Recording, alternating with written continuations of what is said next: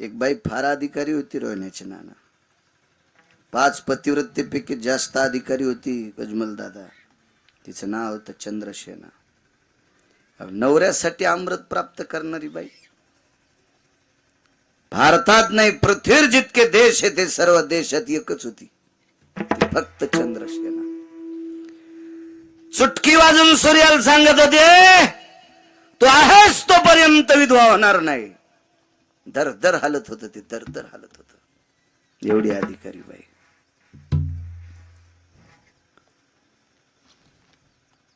त्याच्या दारात एक संत आलेत. ते संत म्हणजे मारुतीराय. बाई किती अधिकारी दोन्ही गोष्टी पहा. आणि बाईला जगाचा मालक कोणाच्या प्राप्तीने होतो हेही पहा. तापात ताप केलं पाहिजे. काय होतं माहितीये का, मारुतीला शेंदूर लावल्यावर येता येता मुंज्याला बोट पुसलं पाहिजे. पुढून येताना हिरवून येताना आसराला बोट पुसलं पाहिजे. रस्त्यात कुठं मसुबा असेल त्याला बोट पुसलं पाहिजे. धोत्राला पुसण्यापेक्षा त्याला पुसावं नाही. तसं तापात ताप काही काही गोष्टी ऐकल्या पाहिजे. शहाण्या दारे धरणाऱ्यानं गव्हाला पाणी देता देता माल्यावरचं मधलं कुठलं गवत उपटीलच पाहिजे. तो पाणी देताना मोबाईल खेळतो सोमळ्या. आणि मग म्हणला गवतात लय तण झालं, तुला तणात दाबायला पाहिजे. दारे धरताना कशाला मोबाईल खेळतो. तू उपटेऊन गवत ते पाणी भिजलेलं असतंय, मुळी सगळं उपटून येतंय, टाकायचं माल्यावर.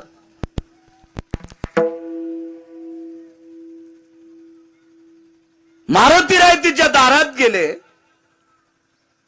आणि मारुतीराय अंगणात असे लोळले. तिच्या लोळले. रिकाम आहे का ते संन्याशी कोणाच्या दारात लोळायला. ते लय अधिकारी संन्याशी.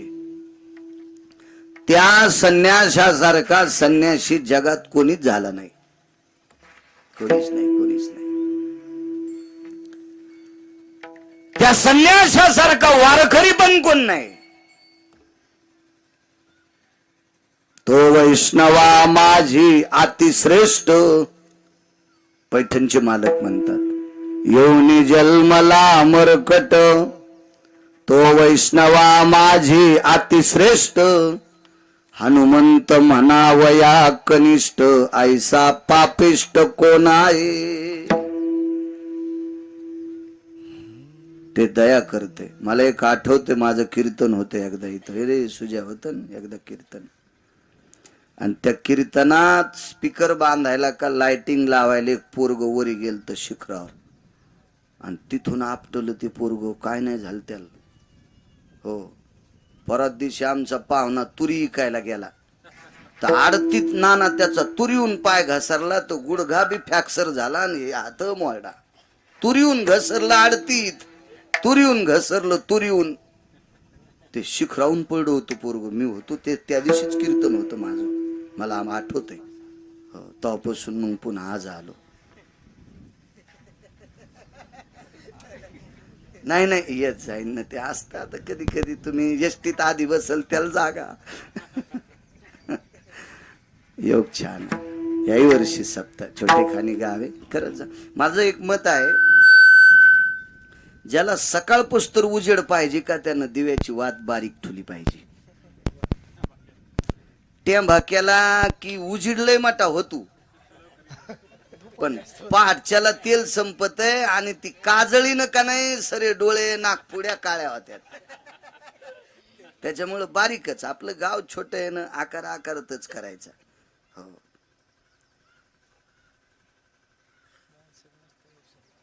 चला. मारुतीराय तिच्या दारात लोळले. ते मारुतीराय होते. मारुतीरायला तिचा अधिकार कळाला. मारुतीराय लोळण्याचे कारण 2 होते. एक तर ती बाई पतिव्रता होती. पतिव्रतेच्या पलीकडचं टोक. नुसती पतिव्रता नाही, पतिव्रतेच्या पलीकडचं टोक. एकाही पतिव्रतेने अमृत आणलं नाही नवऱ्यासाठी. तिने आणलंय. कलश ठेवला होता अमृताचा. एवढी मोठी अधिकारी. आणि दुसरी गोष्ट लोळण्याची होती, तिच्याकडनं स्वार्थ होता. तिला विनंती केल्यावर पंढरपुरातल्या मालकाचा प्राण वाचत होता. प्रभू रामचंद्राचा प्राण वाचत होता. नाही तर तिचं नवरं वाचू देत नव्हतं रामचंद्राला. इतकं दाढ होतं ते रावण. 4 रावण झाले ना, त्याच्यापैकी एक रावण तिचा नवरा होता. लोळले. तो रावण मृत्यू पावला. प्रभू रामचंद्र आले, मारुतीरायाला बघितलं. आणि देव किती चतुर आहे बघा. देव चतुर, देव चतुर. देवानं मारुतीरायाचं अंग झटकवायचं निमित्त केलं. अंगाला धूळ लागली होती अशी, असं असं असं असं केलं. आणि मारुतीरायानं तिकडं तोंड केलं की लगेच ती माती अशी कपाळाला लावली मारुतीरायाच्या अंगची. आता ते मारुतीराय म्हणजे बुद्धिमतान वरिष्ठम. थोडासा कडक मोठा करा आवाज, विको नको, फक्त मोठा करा. छान आहे साऊंड सिस्टीम. मारुतीरायाने विचारलं, प्रभू तुम्ही माझ्या अंगाला चिटकलेली धूळ कस काय कपाळाला लावली? नाही म्हणले, मी तुझं अंग झटकिलं, तुझं अंग झटकिलं. आणि तू कशा करता लोळाशा अंगणात? तुला काय गरज होती इथं लोळायची? हे का वाळवंट आहे का काय? अरे मातुडे या बाईच्या दारातलं, राक्षसाचं गाव आहे, कशाला लोळला? तर प्रभू रामचंद्र म्हणले, देवा माझं जाऊ द्या बाबा, पण आपण दोघच येत. चांगलं ते पांगलं, नाही चांगलं ते चांगलं. मला सांगा ना तुम्ही, माझ्या अंगाची धूळ तुम्ही अंगाला कशी काय लावली? पाणी आलं हो डोळ्यातून. हनुमंता, तू अशा दारात लोळलास, त्या दारात पतिव्रतेचे पावलं खेळलेले इथं. 34 नायिकेपैकी एका नायिकेचे पावलांनी पदस पुनीत झालेली ही भूमी आहे. भूमीची ताकद असते हो, फार मोठी ताकद असते. जिथं संतांचं वास्तव्य आहे, जिथं सात्विक सदाचारी पुण्यशील स्त्रीचं वास्तव्य आहे, ती भूमी पवित्र असते. ती पवित्र भूमी असते. किती पवित्र? तुकोबारायच्या दारात एकदा चोर आले. तुकोबारायच्या दारात चोरा आल्याच्या नंतर थंडीचे दिवस होते, कडकड हिवाळ्याचे दिवस होते, आणि चोराच्या अंगावर असे ती चादर होते. ते अंग झाकून गिकून घेतलेले असे चादर होते. आणि तुळशी वृंदावनाच्या बाजूला जो वट्टा होता, त्या वट्ट्यावर तुकोबारायच्या घरातली लेकरं झोपलेली होती. ती थंडीचे दिवस पांघरायला एकच होतं. ताकद किती असती जागेची. एकच पांघरायला असल्यामुळं, थंडी वाजल्यामुळं ते ओढत होतं. यानं ओढलं की ते उघडं पडायचं, आणि त्यानं ओढलं की हे उघडं पडायचं. आणि चोर तर चोरी करायला त्यांच्या दारातून चाललीत. ही परिस्थिती पाहिल्यावर चोरायच्या लक्षात आलं, इथं काही पैसे नाहीत, पांघरायलाच नाही ती आरती, घरात पैसे कुठून आले? तर तुकोबारायच्या दारात जात असताना जाग्याचा महिमा किती मोठा आहे, त्या जागेची ताकद किती मोठी आहे गजमल दादा. चोर हा चोरी करायला जाणारा व्यक्ती, पण तुकोबारायच्या पदस्पर्शाने, जिजाबाईच्या पदस्पर्शाने पुनीत झालेली ती भूमी, त्या भूमीत आल्याच्या नंतर चोराचा भाव बदलला नाना, आणि त्यानं अंगावरचं चादर तुकोबारायच्या लेकराच्या अंगावर टाकलं. इतका जागेचा महिमा असतो. भूमीची ताकद असते, ताकद आहे भूमीची.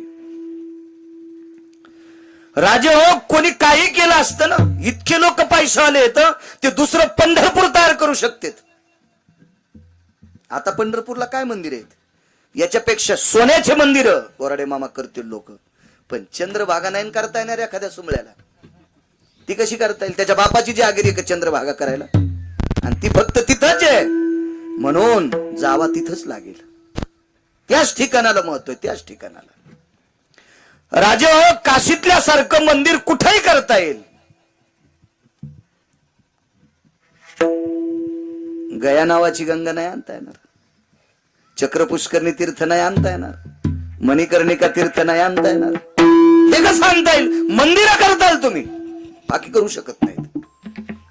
त्या जाग्याचं ते अधिष्ठान स्थान महात्म्य असते, ते तिथंच असते, तिथंच असते.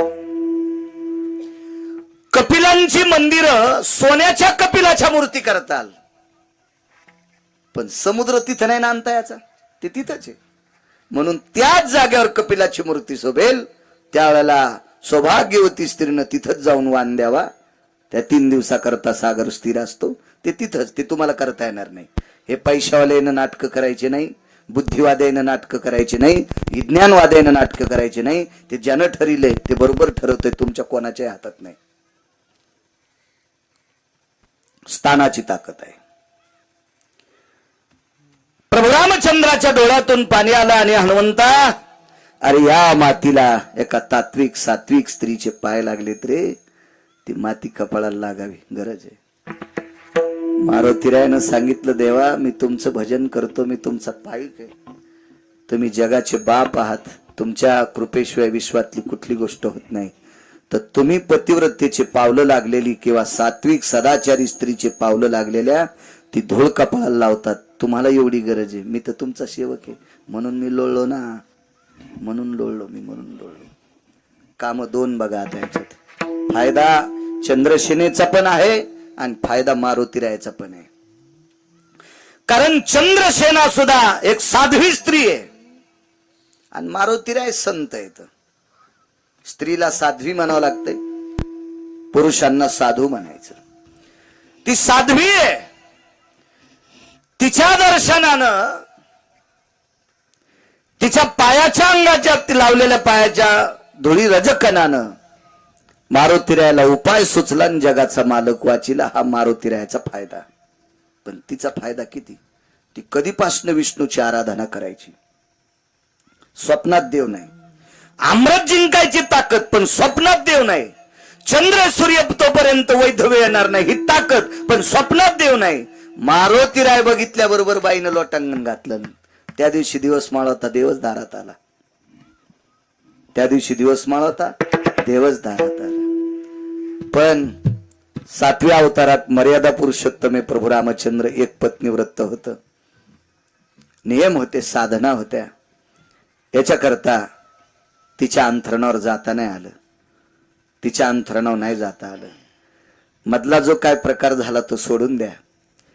मारुतीरायला विचारला, हनुमंता तू ज्या वेळेला दारात आलास, माझ्या दारात लोळलास, मी पाहिलं होतं तुला.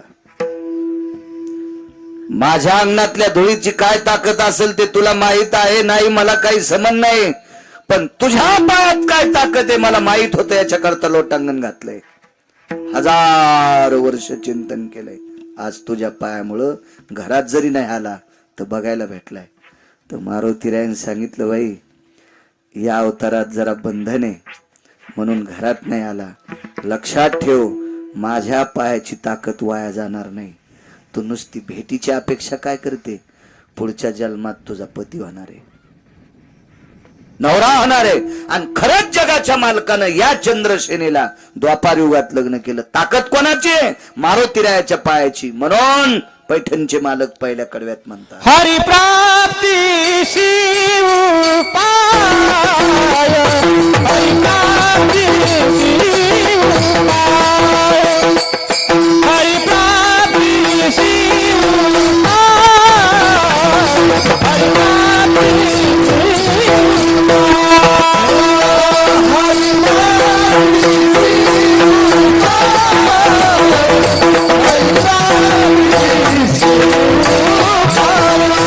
हरी प्राप्ती शिव पाय,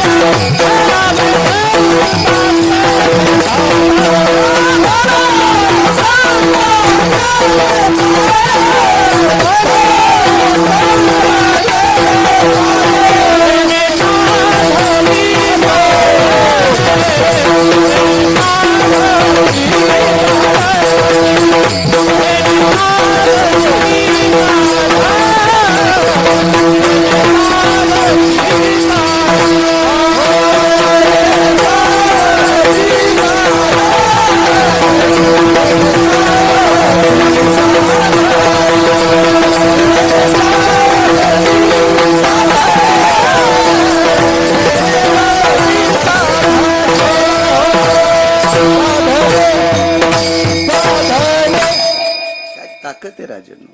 धरावे संतांचे ते पाय, साधूच्या पायाशिवाय देवच सापडला नाही आतापर्यंत, कोणालाच नाही, कोणालाच नाही. आणि एकदा साधूचे पाय सापडेन, पाय धरले की देव तर भेटतोच. पण या साधूच्या दर्शनानं संकट सुद्धा संपतात, ते दुसऱ्याच कडव्यात. येणे साधती साधन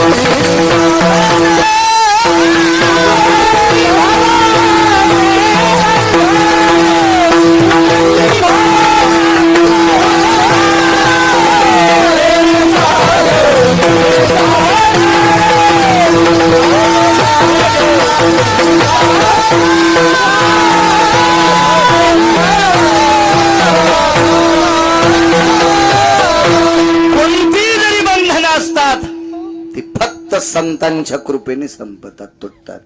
ती साधनच सापडतात. मग ती खान सापडती, खान साधनांची. हिने साधती साधने, संख्या देणी नाही, किती पण साधनं सापडतात. ती फक्त संतांच्या पायात ताकद आहे. म्हाताऱ्याला राग आलाय का?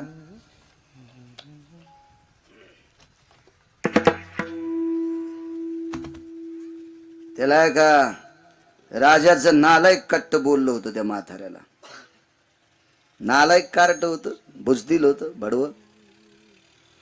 आणि ते बोललं त्या म्हाताऱ्याला. ते म्हातारं भीष्माचार्य. काय ताकद. आणि ते नालायक कार्ट त्या अंध धृतराष्ट्राचं काट्ट दुर्योधन्या बरळला. काय म्हणे, तुम्ही भाकरी आमच्या खाता आणि काम पांडवांचं करता. भीष्माचार्यानं सांगितलं, राजकुमार, आवाज आवाज, राजकुमार, तसलं पाप माझ्या रक्तात नाही रे. ही भाकरी तुझ्या खातोय, काम तुझं करतोय, फक्त तू प्रारब्ध खोटय, त्याला मी काय करणार आहे. आणि मला असं वाटतंय, माणसांनी लोकांचं इचकिण्यापेक्षा, नाना दुसऱ्याची धुणे धुतल्यापेक्षा, गजमल दादा, आपल्या आपल्या नशिबाला भांडावं. लय लोक बोबडे आपल्या नशिबाला भांडत नाहीत आणि दुसऱ्याची धुणे धुतेत. निर्मा घरचा आणि कपडे दुसऱ्याची धुतो सुबळ्या.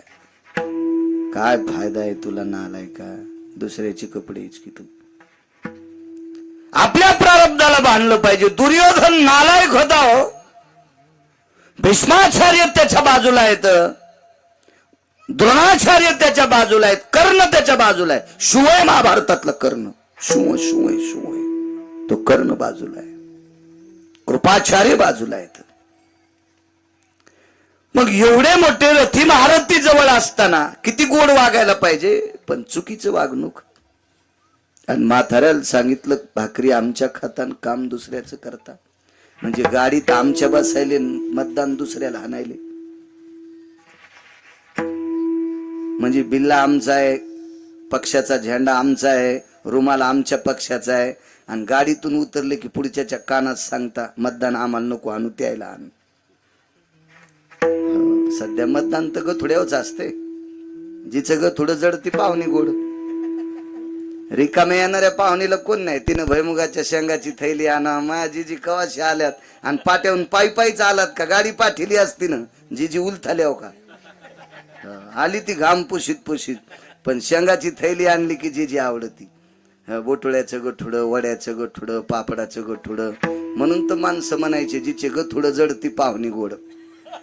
रिकामी चालली का ती नुसताच पदर हालीत, तिला कोणी छरीत नाही, कोणीच. काय सांगू लागलो?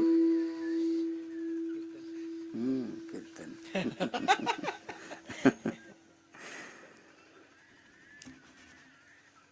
नालायक आहे दुर्योधन, दुष्ट आहे, दुष्ट आहे.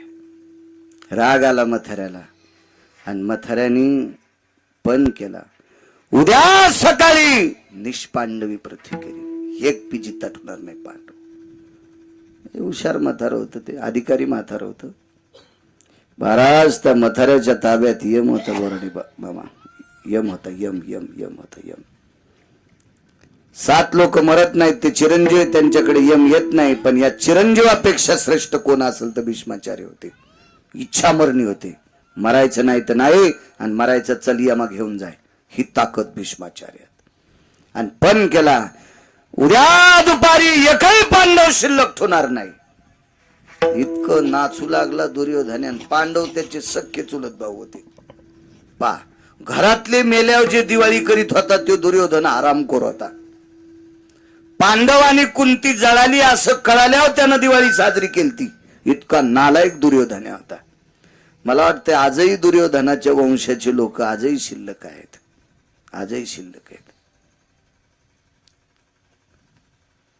काही कळत नाही त्यांना एखाद्या याच्या गोष्टी पाहिजे,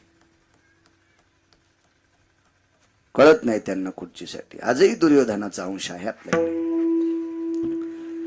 इतका आनंद वाटला उद्या सकाळी म्हातारं एकाही पांडवांना जिवंत ठेवत नाही.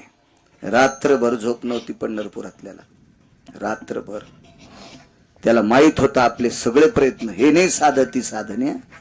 संतांचे पाय धरले की इतकी साधनं प्राप्त होतात की कायमची सगळी संकट दूर होतात. रात्रभर डोळ्याला डोळा नाही.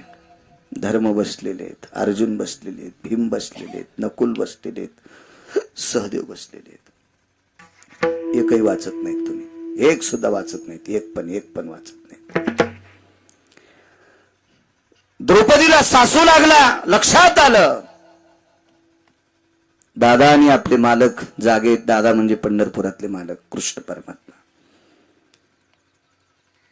व्यक्तीला सांगितलं आणि कृष्णाला आमंत्रित केलं. दादा बोलवलं एकांतात. दादा जी रात्र उलटलेली, 4 वाजता स्नान करून युद्धाचं शिंग फुकणारे 5:30ला, 5:30 वाजता युद्धाचं शिंग फुंकित होते. आणि शिंग फुकलं की दुदुंबी वाजत होती. दुदुंबी म्हणजे रणवाद्य. आपण ज्याला परत लग्नात वापर केलाय त्याला डीजे म्हणतात. डीजे हे मंगलवाद्य नाही, रणवाद्य. रणवाद्य मंगलवाद्य सूर सनई चौघडा याला मंगलवाद्य म्हणतात. हे डीजे हे रणवाद्य. रणवाद्य लोक काय स्वीकारतील ते ज्याच्या त्याच्या मनाचा मोठेपणा आहे का, चांगुलपणा आहे का, नालायकपणा आहे, ते ज्यानं ठरवायचा. पण ते मंगलवाद्य नाही. आपण मंगल कार्यात वाजितो. निश्चित आपलं मंगल अमंगल होतंय इतकं मात्र ठरवायचं. त्याच्यात मंगलता नाही, त्या वाद्यामध्ये अमंगलता आहे किंवा रुष्टता आहे. मग झोपा दादा, तुम्ही झोपा. ताई एक माहिती आहे तुला? काय दादा? तो आरशात बघती का एकदा? मध्यरात्रीला 1-1:30 वाजलाय आणि 1-1:30 वाजता विटेवरच्या मालकानं द्रौपदीला सांगितलं आरशात बघ. आरशात बघितल्याबरोबर आंबारडा पकड. ताई का रडतेस? माझं कुंकू रुसलंय. माझ्या कुंकवाला उद्याच्या सूर्याचा धोका आहे, उद्याच्या प्रकाशाचा धोका आहे. माझं कुंकू रुसतंय. भगवंताच्या डोळ्यातून पाणी आलं ताई, म्हणून आमचा डोळ्याला डोळा लागत नाही. माथाऱ्याने पण केलाय, उद्या 5 पांडव मारायचे. द्रौपदीनं सांगितलं दादा तुझ्याच्यानं नाही मिटणार. नाही मिटू शकत. भीष्माचार्याचा पण खोटा करणं इतकं साहजिक नाही. हुशार द्रौपदी. किती वाजलेत रे? 1-1:30 वाजले. ठीक आहे. 3 वाजता देवाला आंघोळीला पाणी टाकलं, देवाची आंघोळ झाली, पांडवायला आंघोळीला पाणी टाकलं, त्याचं स्नान झालं. आंघोळीला पाणी टाकायची गरजच नाही, युद्धभूमीसाठी सरोवर होतं.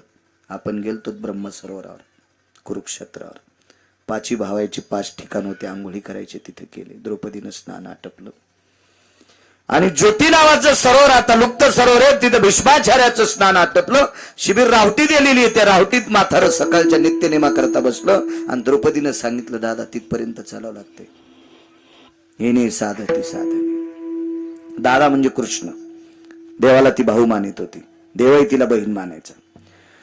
आणि भगवान कृष्ण परमात्म्याला घेऊन ज्योती सरोवराच्या ठिकाणी शिबिरामध्ये रावटीमध्ये भीष्माचार्य सकाळचा नित्यनेम आटीत होते. आणि नित्यनेम आटपीत असताना देव बाजूला उभा आहे आणि तिथून रथातून म्हणा पायी म्हणा खाली उतरली आणि रावटीच्या बाहेरून भीष्माचार्यांना प्रणाम केला. साधूच्या पायात किती ताकद आहे, पायात प्रणाम केला. तर सकाळचा नित्यनेम सारत असताना, पूजा करत असताना आतून आवाज दिला, अखंड सौभाग्यवती भव. एक जणांनी मला विचारलं की भीष्माचार्याला कस काय कळालं बाई पाया पडली? बांगड्या होत्या हातात आणि स्त्रीनं हात जोडत असताना बांगड्याचा आवाज येत. ती घालीत होती ना बांगड्या. आजही या खेड्यातल्या बायका बांगडे घालतात. बांगड्या न घालण्याचा तो सात्विकपणा आहे का निर्लज्जपणा आहे का चांगुलपणा आहे? जास्त शहरात उतू आला, शहरात उतू आला. आमचा एक मित्र मुंबईला राहतो, ते म्हणे मी लय सांगायलो बायकोला बांगड्या